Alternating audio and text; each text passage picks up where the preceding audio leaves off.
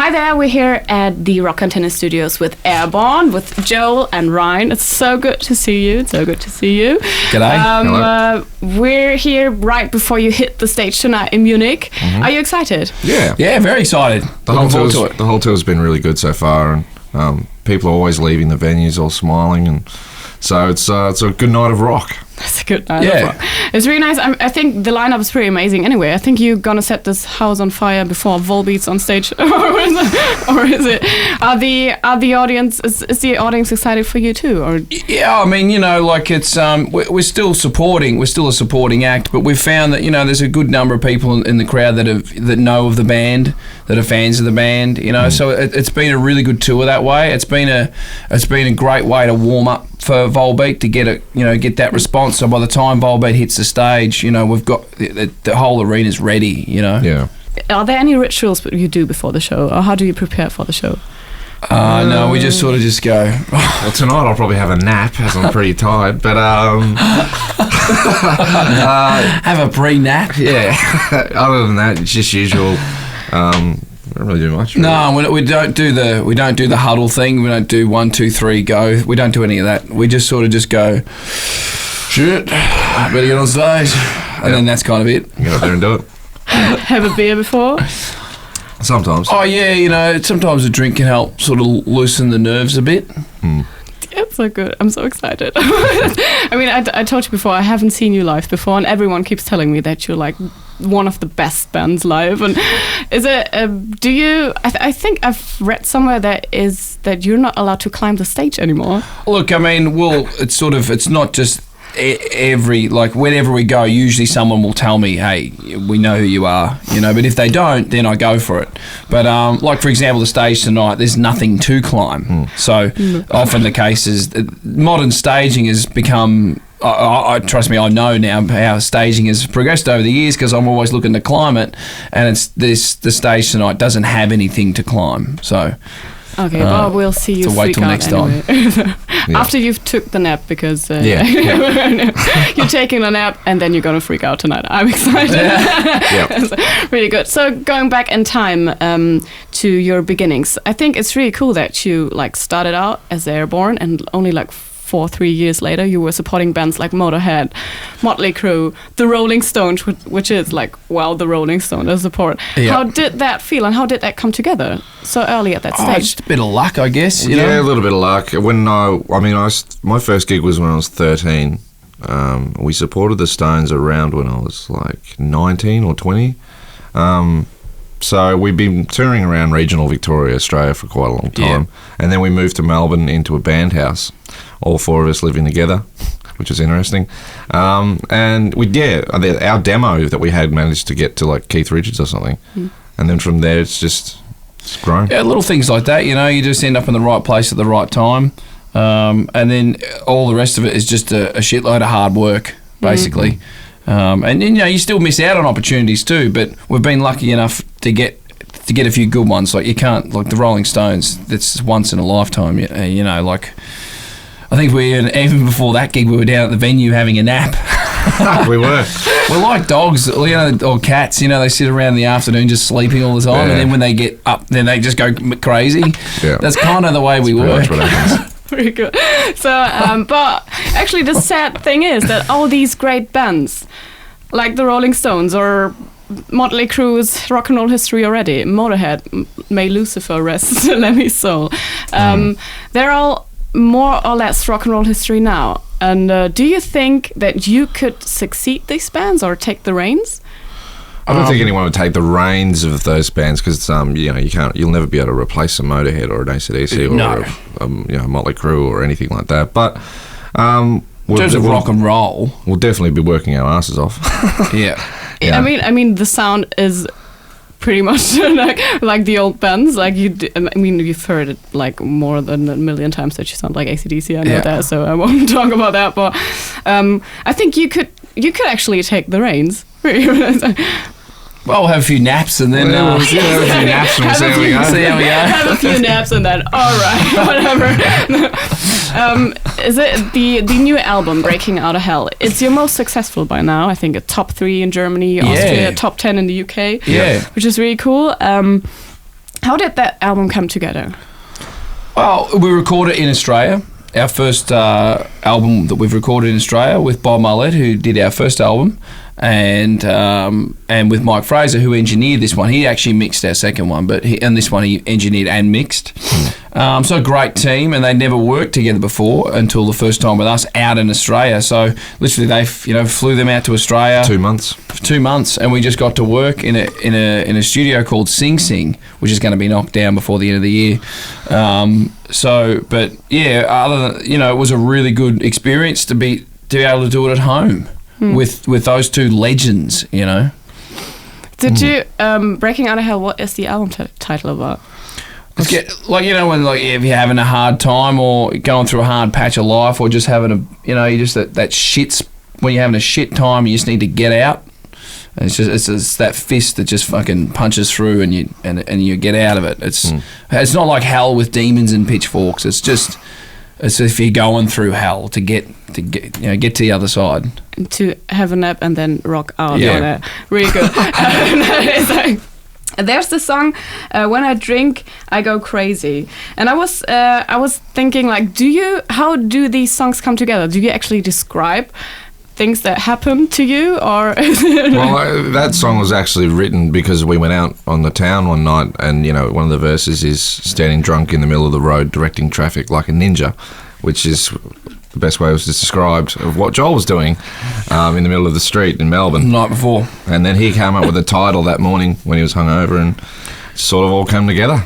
Yeah, that's how a lot of our songs do come together. It always involves a bit of, like we're doing something, and then you think of something. Like, if you're out on the town, you're getting on it, then you might come up with a cool idea, and then it's about remembering it the next day, or you might just be on tour, and then you might see something, or generally it's always revolved around alcohol though, because it's always the rock and roll we play. It's good time rock and roll, big time rock and roll, and it's because we like to say we're having a big time, and it's usually that we get caught up in our own time that we're having, and then basically sort of put the ideas down, and then that's what sort of fuels the riff and for the next day and the lyrics. Yeah.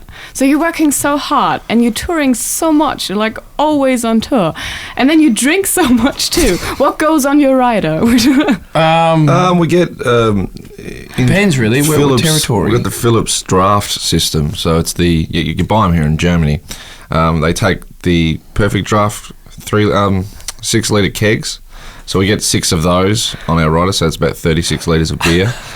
And then obviously a bunch of wine and just generally other stuff. But yeah, France is good for the wine. France is good for the wine. We change the rider depending on where we are. Yeah. But England no has healthy stuff like, I don't know, apples. wine We get some gums. bananas. Yeah. Bananas? We've always got bananas. Always got bananas. Nice one. So that keeps you going. Bananas keeps you going. Bananas That's a good and thing. Like every rock and roll band that's setting out, you need bananas on your rider. You do. Bananas on your rider. Do you have any Spinal Tap like moments you'd like to share with us? So today, I decided to sort of go to the arena early, as opposed to being picked up from the hotel to get down there, because I had to do a few things before the show, and I had a Spinal Tap moment. Pretty much, I got dropped off in the cab, and I couldn't find the Olympia Hall, even though I even had Google Maps. The Spinal Tap didn't have Google Maps at that point in time, but I had walked pretty much all around the entire Olympic complex that you have here, so I know where everything is now. And then I found the hall at the end. So it took me half an hour to find the. Wow. And apparently, when I seen where the cab dropped me off, it was only just a short walk. I just messed that up. I feel you completely. I've got lost so much in that area. It's like horrible. Everything's Olympia, so I'm like Olympia Swimming Share, and then Olympia Hall, and then Olympia this, and I'm going, where is the gig Olympia? Where's the fucking gig? Are there any favorite songs on the album you have? I love them all, really. It's kind of like, Yeah, I mean the one that sort of choosing your when- favourite when- puppy dog. How do you? When we play live, we play "It's All for Rock and Roll," which is written about Lemmy. So that's Because I was thinking, I saw lyrics and I love that song. It's really cool. And I was like, it sounds so much like Lemmy, and Yeah. it is like for Lemmy. So. Yeah, it's good when if somebody like yourself works it out on their own and wonders. I wonder, Yeah. So that's that's good. Because I was thinking, is it for Lemmy or is it a general statement as well? What is It can be both. Yeah. I mean, it was written about Lemmy, but when you read it, it could be about Bon Scott. It could be about anyone. Yeah. What is rock and roll to you? Life, naps and gigs and What is that with that napping? just pretty tired today. But I guess rock and roll is life for us. It's life. It's just every day. Life. It's just wake up, rock out, drink and go to bed. Do we ever get to hear a ballad? You guys?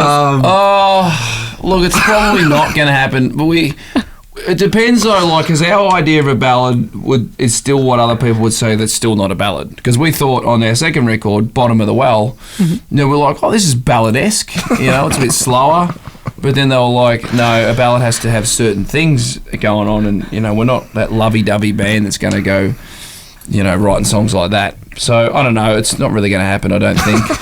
It doesn't seem to come to. You can't really have a ballad about sort of having a good time. So we're having a good time. Yeah, yeah. I think it will break the craziness on stage as well. Probably. Yeah. Oh, we're gonna have a ballad now. Oh no, why really? Just climb the stage. Just climb the stage. Well, a ballad was. Someone says a ballad. We mean like a slow song. And they go, oh, well, not just a slow song, because we've got slower songs in this record too. Like Rivalry is like dun dun dun dun. Like that's pretty slow, and we would go, oh, that's a ballad, and then we go, they look at us and go, that's not a ballad. Maybe you should write about, I don't know, women that left you or something. Is there Run Wild kind of that. Run Wild's kind of got that thing. But I mean, like a ballad is like one of those songs where you skip that. Like when I was a kid, I used to get, when I listened to records, track 1, track 2, track 3, cool, track 4, track 5 is usually where there's a ballad, and I'd skip it. Ryan would do the same thing. We just always skip ballads, so we're not going to release something that we skip as a kid or even now today. I mean, yeah. We just release, basically, in the end of the day, we just release songs that we intend to play for the next 30, 40 years or however what we're here for. So you don't want to be going on stage for the next 30 years playing something you don't like. Release songs that you're going to want to get out of bed for to play. Very good. Okay, last question for you guys. What do you think about the Axl-DC thing right now? Well, as a fan. I haven't seen the show, but I heard he did really, really well, and I think with Angus being out there without his brother, I don't know how I couldn't imagine doing that. So I think Angus is incredibly brave to be doing that, and then it's constant opportunities for that tour to have gone bust all along the way, and I think Axl has stepped in when the greatest rock and roll band in the world is need someone, and Axl is the perfect guy to step in and do it. And I heard the shows were really great, and then he broke his ankle and he was in a chair. Like, how many times do you need to go bust? But they just keep on going. So I think you do have to sort of say, like it's they stuck to their guns. Would you like to take a slot? What? Axl's slot as a singer for AC/DC. Oh, Axl's doing a great job. So you're not going to do it? If Angus rings now, I'll get on the plane and go. Yeah? But, okay. Yeah. We're excited for that. Thank you so much. No worries. Thank you so much, guys. Thanks for having us. I hope you have a nice time tonight in Munich. I'm so excited for the show. Yep. I'm so excited to see you. And take care. Have a good night's sleep. Oh, thanks. Cheers. Thanks for having us. Thanks. Rock Antenne, der beste Rock nonstop.